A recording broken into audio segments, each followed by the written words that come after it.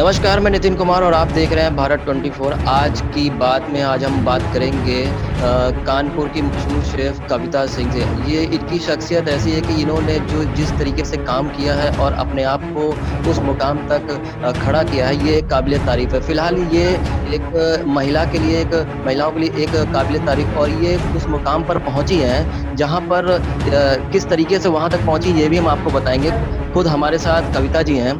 कविता जी जिस तरीके से आपने संघर्ष किया है और कहाँ से और कहाँ तक आपने जीवन उसका और कितना अचीवमेंट आपने उस चीज़ को हासिल किया है, उस चीज़ों को सिलसिलेवार तरीके से आप रख रख सकते हैं। तो आप ये भी बताएँगे कि आपने शुरुआत कहाँ से करी और कौन-कौन सी कठिनाइयाँ जो आपके जीवन में, दैनिक जीवन में आई हैं, वो भी आप दर्शकों को ज़रूर शेयर करिए?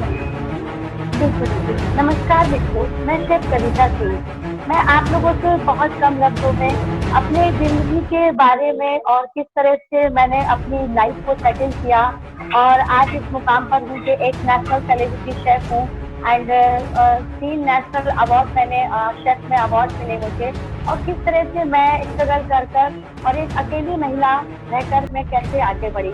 तो ये मेरी लाइफ़ की शुरुआत हुई है 2012 से।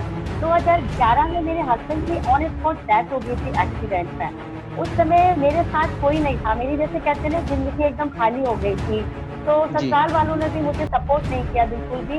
मुझे समझ नहीं आ रहा था कि बहुत कम एज में शादी भी हो गई थी मेरी। तो मुझे समझ नहीं आया कि मैं क्या करूँ, कैसे क्या ये सब मतलब एकदम ब्लैंक हो गई थी मैं। और बस अपने बच्चों का फेस देख रही थी कि इनके लिए मुझे कुछ करना है। और बस उस कुछ करने की चाह और अपने बच्चों के लिए कि उनका जो फ्यूचर है वो मुझे ब्राइट करना है। मैं चल पड़ी जो एक माँ से बचपन में कुकिंग का एक जो हुनर मेरे हाथ में मिला था।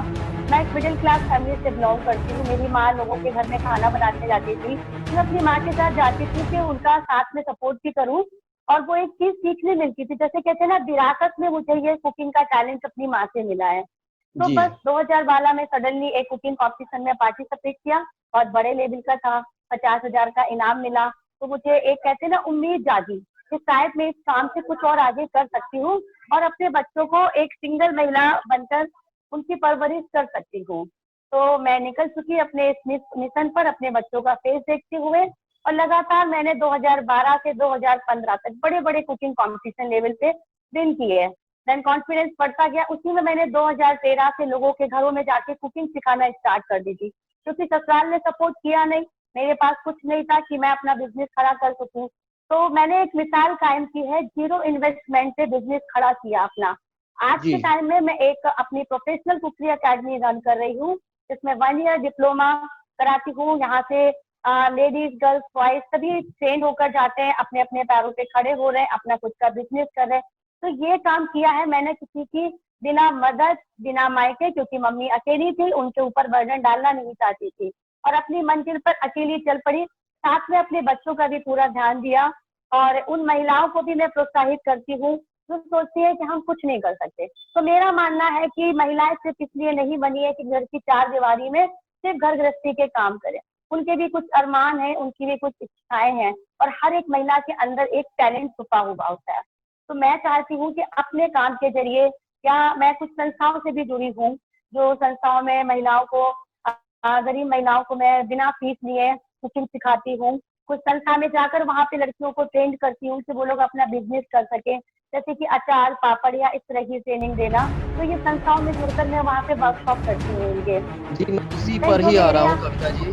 उसी टॉपिक पे मैं आ रहा हूँ। मैं आपसे ये जानना चाह रहा हूँ, जो गरीब तबका का जो महिलाएँ हैं, जो गरीब आँचल में वहाँ रह रहे हैं, ग्रामीण आँचल में रह रहे हैं, तो क्या आप उनके लिए भी वहाँ जाकर उनके लिए कुछ इसी तरीके का कोई प्रोग्राम अरेंज कराती हैं या केवल शहरी इलाकों में ही ये आपका प्रोग्राम है?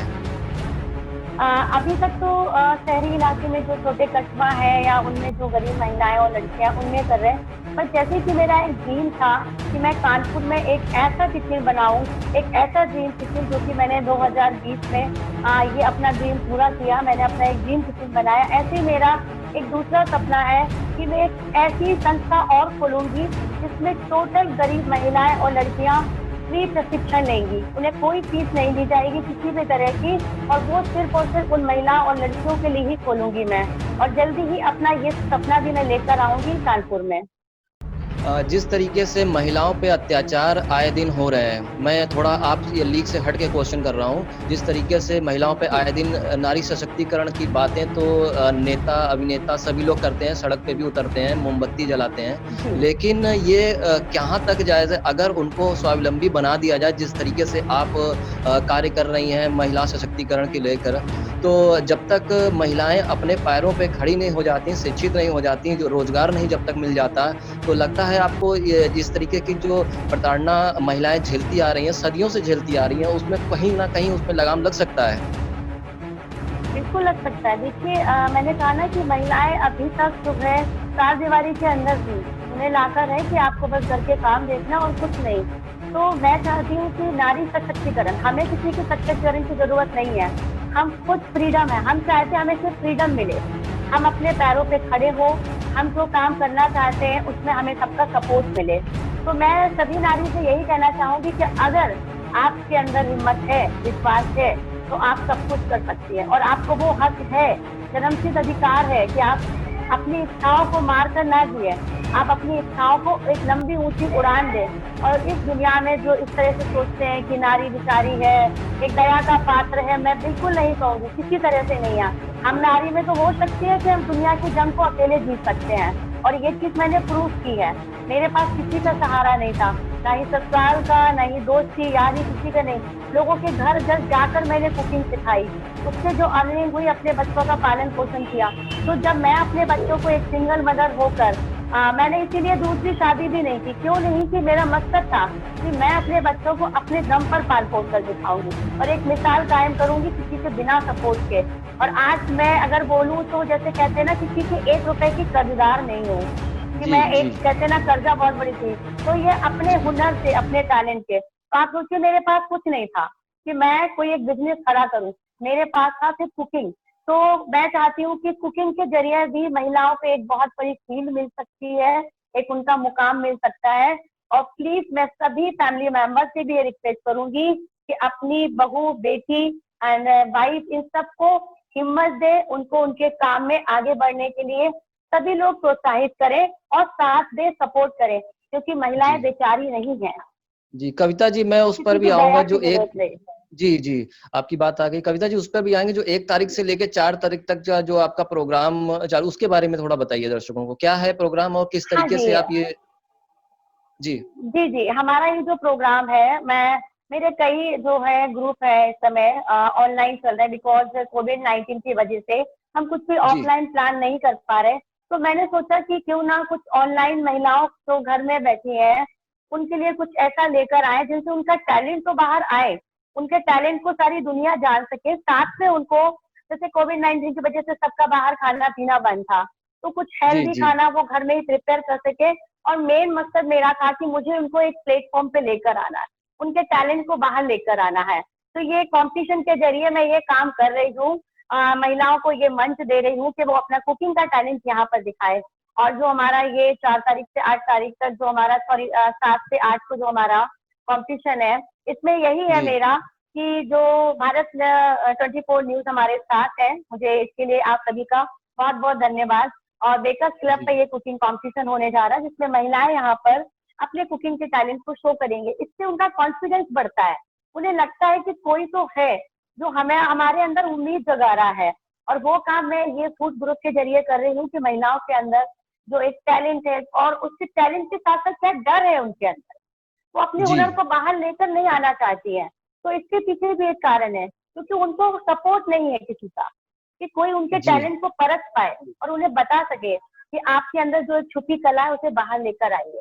तो वो कविता ये जी काम आपके स्टूडेंट सक्सेस करे। कानपुर तक जी कानपुर तक ही हैं या कहीं बाहर भी आपके स्टूडेंट वगैरह हैं नहीं जो नहीं, सीखते मेरे हैं? स्टूडेंट कानपुर, लखनऊ, इलाहाबाद, आगरा, बनारस, मेरठ, देन अभी मेरे एक स्टूडेंट है वो अब्रॉड में जॉब कर रहा है, एक गोवा जी, में था बट कोविड-19 की वजह से बाहर आए। तो सभी जगह मेरे स्टूडेंट्स हैं, और सीखकर काफी स्टूडेंट जो है अपना जो वर्क स्टार्ट कर चुके हैं। कुछ होम बेकर्स हैं, वो अपना घर में बेकरी ओपन कर कर सारा काम कर रहे हैं। तो उनको अभी एक कोई यहाँ एक पे शिक्षा आप के साथ जी, साथ। अभी कोई एक स्टूडेंट जिन जो आपके सीख रहे हो उनसे कोई बात हो सकती है? अभी कोई हाँ जी, हाँ स्टूडेंट जी, हो आप बिल्कुल बिल्कुल। महीने हो गए हैं और मैंने अच्छा। प्रोफेशनल बेकिंग का प्रॉपर कोर्स किया है मैम से। और जी, अब तो मैं आपने सक्सेसफुली अपनी होम बेकरी जी, जी। मैं तो सक्सेसफुली अपनी आपने होम पहले बेकरी एसेंस नाम से जी, चला रही हूँ। अच्छा जो पहले और अब में क्या अंतर महसूस कर रही हैं आप? सब मैंने पहले और अब तक ट्रस्ट ही नहीं उठा। मैंने सिर्फ एक बार सीखा है 45 साल की उम्र में, और वो मैम से ही सीखा है। नहीं, कॉन्फिडेंस जो आपका बढ़ा है, वो आपकी बातों से नज़र आ रहा है। जिस तरीके का कॉन्फिडेंस आपका बूस्ट हुआ है और एक स्वावलंबी महिला के रूप में आप खड़ी होके आगे आई हैं, तो उसमें कविता जी का जो योगदान है, उसको आप किस तरीके से अपने वर्डों में कहेंगी? सर देखिए, माँ बाप जन्म देते हैं, बच्चा पढ़ता है, एजुकेशन लेता है, उसके बाद जो एक मैरिज लाइफ के बाद कुछ करने की आफ्टर 40 इयर्स जो चाह होती है, वो मेरी कविता बहन से ही पूरी हुई है। और मैं तो ये कहूंगी कि आज मैं अगर आत्मनिर्भर हूँ तो मैम की वजह से। चलिए, संपूर्ण बहुत-बहुत शुक्रिया। योगदान मैम का जी, ही है। जी, जी, जी। कविता जी को आप हैंड ओवर कर दीजिए थोड़ा-सा। धन्यवाद। यंग स्टूडेंट है अभी जिन्होंने स्टार्ट किया है। आपने कब से चालू किया कविता मैम के यहाँ ट्रेनिंग लेना? मुझे अराउंड 10 डेज हो गए हैं।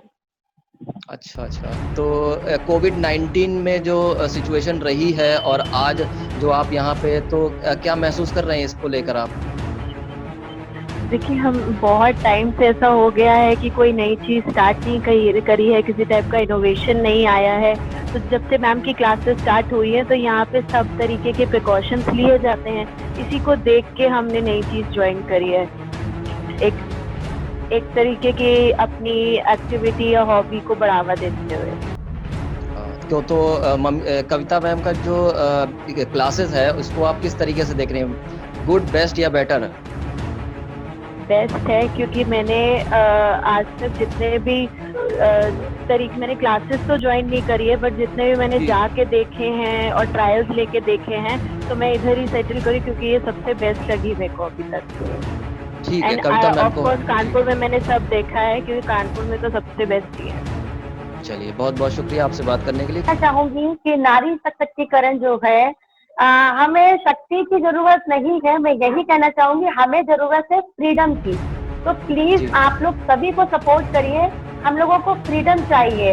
हम जन्म से अधिकार से शक्ति लेकर आए हैं। तो मैं चाहूंगी कि मेरी तरह हर लेडी हिम्मत करके और निकल चले अपनी मंजिल पर। रास्ता अपने आप हम तय कर लेंगे। तो बस यही कहना चाहूंगी सबसे कि हिम्मत मत हारिए।